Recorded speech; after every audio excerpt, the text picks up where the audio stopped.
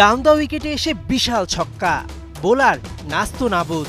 ছক্কা নাইম যেন ফিরে এসেছেন ৩৭ বছর বয়সেও সে কি আগ্রাসী ব্যাটিং।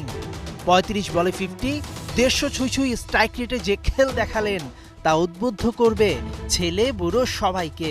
এনসিএলে সিলেটকে রংপুর হারায় বলে কয়ে।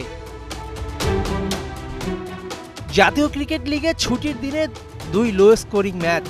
ঢাকার দেয়া ৬৫ রানের টার্গেটে ১০ উইকেট হাতে রেখেই টপকে গেছে চট্টগ্রাম। তার পরের ম্যাচেই সিলেটের আবারও বিপর্যয়। পুরো ২০ ওভার খেলে মোটে ১২০ রান তুলতে পারে হোস্টরা। আগের ম্যাচের পারফর্মার তৌফিক খান তুষার এদিন ১২ রানেই কট। আনামুল আনাম আর আরিফ আহমেদ বল হাতে রীতিমতো ঘাম ছোটান।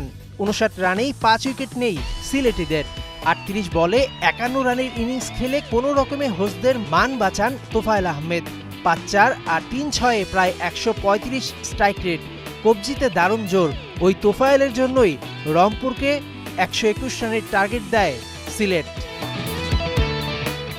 টি-20 ফরম্যাটে মামুলি টার্গেট তাড়া করতে নেমে দলীয় ১৮ রানে প্রথম উইকেট হারায় রংপুর।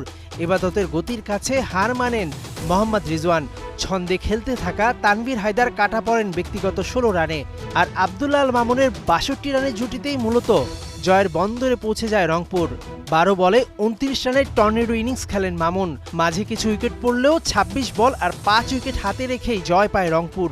টানা ৩ হারে বিপর্যস্ত সিলেট আর টানা ৩ জয় রংপুরের। মেহেদী নাইম, ৭১।